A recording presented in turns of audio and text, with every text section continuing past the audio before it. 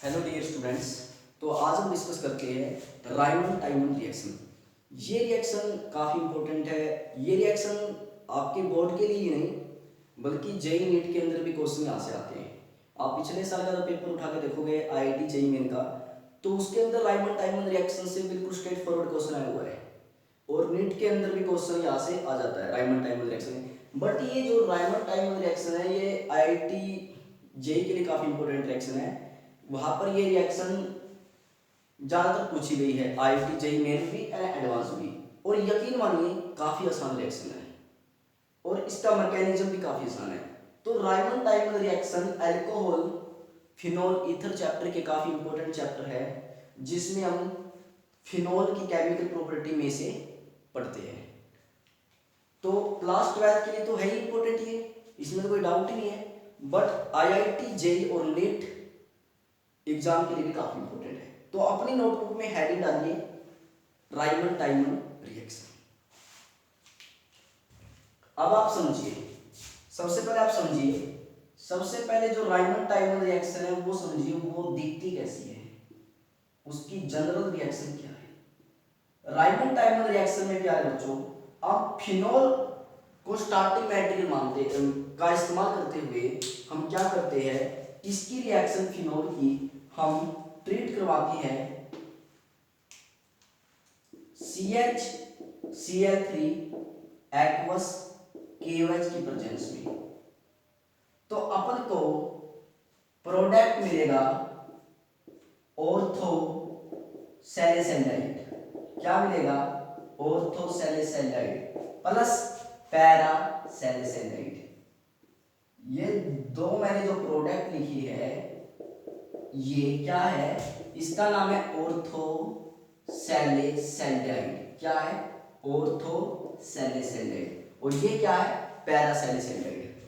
तो प्यारे बच्चों, जो रायमंड टाइमन रिएक्शन है वो ये होती है जिसमें हम क्या करते हैं, एल्फिनॉल को स्टार्टिंग मटेरियल मानते हुए इसकी reaction chloroform plus aqueous potassium hydroxide के साथ ट्रीट करवाते हैं। तो हमें क्या मिलता है, दो प्रोडक्ट मिलते हैं, वन इज ऑर्थोसैलिसाइलाइड और वन इज पैरासैलिसाइलाइड। बोलो इतना समझ में आया। अब इसका मैकेनिज्म क्या है और इसके पीछे की क्या कहानी है वो समझते हैं, जब तक आप ये general reaction उतारिए।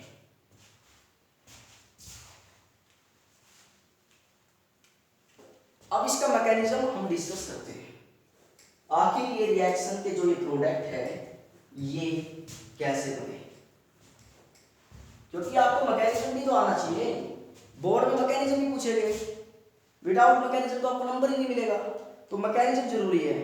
Organic chemistry without mechanism समझ में ही नहीं आएगी और नंबर भी जीरो आएगी विदाउट मैकेनिज्म, ऑर्गेनिक केमिस्ट्री में खास तौर पे। तो ऑर्गेनिक केमिस्ट्री जो है टोटली मैकेनिज्मों के ऊपर बेस है। सबसे पहले आप इस रिएक्शन का ये स्टेप 1 में क्या होगा जरा देखिए। जो अपन के पास CHCl3 है प्लस में पोटेशियम हाइड्रोक्साइड है, ये मिलके क्या बनाएंगे, ये मिलके डाइक्लोरो कार्बन बना देंगे, जो हमने क्लास 12th में पढ़ी थी। KCl एंड H2O बाहर निकल जाएगा। प्यारे बच्चों, इस रिएक्शन के मैकेनिज्म का जो पहला स्टेप है वो ये है जिसमें क्लोरोफॉर्म और पोटेशियम हाइड्रोक्साइड मिलके डाइक्लोरोकार्बन बनाएंगे जो एज ए इंटरमीडिएट काम करेगा, प्लस KCl वाटर बाहर निकल जाएंगे। ये लिखिए क्या, ये डाइक्लोरोकार्बन, डाइक्लोरोकार्बन। अब आते स्टेप 2 पे। स्टेप 2 से पहले आपको मैं एक चीज बताना चाहता हूं, वो देखिए। जो अपने पास ये जो फिनोल होता है ये क्या करता है, बेसिक मीडियम में ये क्या करता है, फिनोक्साइड आयन बना लेता है, जो कि क्या करेगा, बेंजीन रिंग के साथ रेजोनेटिंग करेगा, रेजोनेंस करेगा। जरा देखिए तो ये जो OH नेगेटिव है ये इस H को लेके प्रोटोनेट हो जाएगा और इसको डीप्रोटोनेट कर देगा ऑक्सीजन को। ये क्या बन जाएगा, ये फिनोक्साइड आयन में कन्वर्ट हो जाएगा। लो जी, ये क्या बन गया, फिनोक्साइड आयन बन गया। अब ये फिनोक्साइड आयन क्या करेगा, ये यहाँ पर रेजोनेंस शो करेगा। क्या करेगा? रेजोनेंस शो करेगा। फिर आगे ये बॉन्ड ये शिफ्ट ऐसा ही सिलसिला चलता रहेगा। आपको तो आते ही रेजोनेंस स्ट्रक्चर बनाने, मैंने क्लास 11th में आपको सिखाए थे। फिर से ये बॉन्ड यहाँ पर नेगेटिव चार्ज और ये बॉन्ड इस साइड शिफ्ट, तो अपन के पास क्या बन जाएगा जरा देखिए। ये अपने पास रेजोनेटिंग स्ट्रक्चर बन गए फिनोक्साइड आयन के। ये मैंने क्यों बताया? ये इसलिए बताया क्योंकि हम ये जो ऑर्थो पोजीशन पे नेगेटिव चार्ज बना है, कार्बोनाइल बना है, और ये जो पैरा पोजीशन पे बना है, इसका हम स्टेप 2 के अंदर इस्तेमाल करेंगे। इसलिए मैकेनिज्म के बीच में ये जो फिनोक्साइड आयन के रेजोनेटिंग स्ट्रक्चर है ये बताने जरूरी थे। ठीक है, अब नेक्स्ट स्टेप में स्टेप 2 पे आते हैं। क्या होगा जरा आप देखिए। जो ये डाइक्लोरोकार्बन बनी थी, क्या होगा? ये जो नेगेटिव चार्ज है इलेक्ट्रॉन डोनेशन के साथ, इलेक्ट्रॉन डोनेशन प्रोसेस से, इलेक्ट्रॉन डोनेशन से ये ऑर्थो पोजीशन पे डाइक्लोरोकार्बन क्या हो जाएगी? ऐड ऑन हो जाएगी। जरा देखिए तो Cl नेगेटिव चार्ज और ये हाइड्रोजन। अब अगले स्टेप में क्या होगा प्यारे बच्चों? ये नेगेटिव चार्ज इस हाइड्रोजन को ले लेगा और ये बॉन्ड इस साइड शिफ्ट हो जाएगा। दोबारा से ऑर्थो पोजीशन पे क्या आ जाएगा? नेगेटिव चार्ज आ जाएगा। जरा देखिए नेगेटिव चार्ज और यहाँ पर ये O। ठीक है, नेगेटिव चार्ज O नहीं, यहाँ पर H और यहाँ पर नेगेटिव चार्ज। अगले स्टेप में क्या होगा जरा देखिए। अगले स्टेप में ये नेगेटिव चार्ज दोबारा से रेजोनेंस करेगा और दोबारा से फिनोक्साइड आयन बना देगा। O नेगेटिव CH Cl ये बन जाएगा स्टेप 2 के अंदर प्रोडक्ट। और एक बात और इंपॉर्टेंट है, ये इस स्टेप का, इस रिएक्शन का जो स्टेप 2 है वो RDS है। RDS का मतलब है रेट डिटरमाइनिंग स्टेप। ये स्टेप तय करेगा ये रिएक्शन कितनी जल्दी होगी, कितनी स्लो होगी, कितनी फास्ट और कितनी स्लो। ठीक है, RDS क्यों है भाई? RDS इसलिए है क्योंकि इस स्टेप में जो बेंजीन रिंग है उसकी एरोमेटिसिटी टेम्परेरी तौर पे लॉस हो रहा है। एरोमेटिसिटी का लॉस हो रहा है। देखो नेगेटिव चार्ज ये टेम्परेरी तौर पे लॉस हो गया एरोमेटिसिटी का, लेकिन अंत में हमने दोबारा से एरोमेटिसिटी रिगेन कर ली। ठीक है, अब ये था स्टेप 2 की कहानी। स्टेप 1 में डाइक्लोरोकार्बन एज इंटरमीडिएट बना, KCl वाटर बैग बाहर। दूसरे स्टेप में ऑर्थो पोजीशन में जो कार्बन आयन बना ये डाइक्लोरोकार्बन से इलेक्ट्रॉन डोनेशन करेगा प्रोसेस से। इलेक्ट्रॉन डोनेशन प्रोसेस से क्या करेगा? ये ऑर्थो पोजीशन पे CCl2 नेगेटिव बन जाएगा। ये नेगेटिव चार्ज इस हाइड्रोजन को लेके इसको डीप्रोटोनेट करके यहाँ पर नेगेटिव चार्ज ये बॉन्ड इस साइड शिफ्ट हो जाएगा। ये नेगेटिव चार्ज दोबारा से रेजोनेंस करेगा और फिर और इसके साथ तो फिनोक्साइड आयन बन जाएगा। बोलो, बिल्कुल आसान सा मैकेनिज्म है। ये 2 स्टेप समझ में आए सबको? अगर आपको ये 2 स्टेप समझ में आ गए अच्छे से, तीसरा स्टेप तो आप खुद भी कर लोगे। इतने तो आप समझदार हो, कर लोगे ना? चलो एक बार आप ये 2 स्टेप बताओ, फिर मैं तीसरा स्टेप करवाता हूं।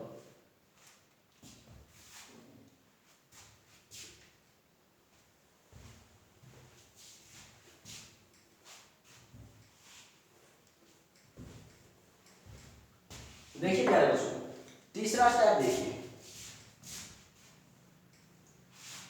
स्टेप 3 में क्या होगा प्यारे बच्चों? जो अपने पास स्टेप 2 में फाइनल प्रोडक्ट बना था O नेगेटिव CH Cl। अब थर्ड स्टेप में जो OH हमने बेस लिया था पोटेशियम हाइड्रोक्साइड, वो इस कार्बन पे अटैक करेगा और इस क्लोरीन को बाहर का रास्ता दिखा देगा कि भाई साहब तू बाहर चाहिए। तो यहां से क्या हो जाएगा जरा देखिए, O negative CH Cl OH। अब आगे क्या होगा प्यारे बच्चों? अगले स्टेप में ये O के जो लोन पेयर है ये फिर से डोनेशन में आ जाएंगे, मतलब इलेक्ट्रॉन डोनेशन में आ जाएंगे। ये लोन पेयर यहां पर शिफ्ट हो जाएंगे, क्लोरीन फिर से बाहर निकल जाएगा। तो अपने पास एक क्या बन जाएगा जरा देखिए, O negative CH OH positive charge. अब आगे क्या होगा प्यारे बच्चों? आगे ये जो O नेगेटिव है इस H को ले लेगा बाय प्रोटॉन एक्सचेंज प्रोसेस। क्या होगा? Proton exchange process. Proton exchange से जो हमें चाहिए वो मिल जाएगा। क्या मिल जाएगा भाई? ऑर्थोसैलिसाइलाइड मिल जाएगा। और क्या मिलेगा? लो जी, ये यहाँ पर रिएक्शन का मैकेनिज्म होता है कंप्लीट। पैरासैलिसाइलाइड कैसे बनाए वो आप खुद ट्राई करना, क्योंकि मैकेनिज्म तो सेम ही है, बस उसमें अटैक जो पैरा पोजीशन पे कार्बन आयन रहा है वो इलेक्ट्रॉन डोनेशन करके डाइक्लोरोकार्बन के साथ एक वो बना लेगा, अपने पास इंटरमीडिएट बना लेगा। बोलो, क्या आपको ये समझ में आई रिएक्शन? रायमंड टाइमन रिएक्शन काफी इंपॉर्टेंट है। फिर से कह रहा हूँ, रिपीट कर रहा हूँ, IIT JEE के लिए तो ये रिएक्शन वरदान है, आती है 100% आती है इससे रिलेटेड क्वेश्चन। तो आप बिल्कुल हल्के मत लेना इस रिएक्शन को। इस रिएक्शन के जितने आपकी DPP हैं, आपके मॉड्यूल में जितने क्वेश्चन हैं, सारे ट्राई करिए। फिर से समझा रहा हूँ ये मैकेनिज्म डियर स्टूडेंट। पहले स्टेप में KCl जो क्लोरोफॉर्म है पोटेशियम हाइड्रोक्साइड के साथ मिलके क्या बना लेता है? डाइक्लोरोकार्बन बना लेता है, जो हमने क्लास 12 में पढ़ी थी ना रिएक्शन इंटरमीडिएट में, नाइट्रीन, बेंजाइन, कार्बिन, कार्बोनाइन, कार्बोनाइन फ्री रेडिकल। जब अगर आपने अच्छे से जान जाएगा तो आपको पता है डाइक्लोरोकार्बन क्या होता है। फिर दूसरे स्टेप में क्या हुआ? ये जो ऑर्थो पोजीशन पे कार्बोनाइन बनाया है, ये इलेक्ट्रॉन डोनेशन के साथ ये प्रोडक्ट बना लेगा। इसके बाद ये कार्बन के ऊपर जो नेगेटिव चार्ज बनाया है, ये हाइड्रोजन को लेके दोबारा से नेगेटिव चार्ज ऑर्थो पोजीशन पे आएगा।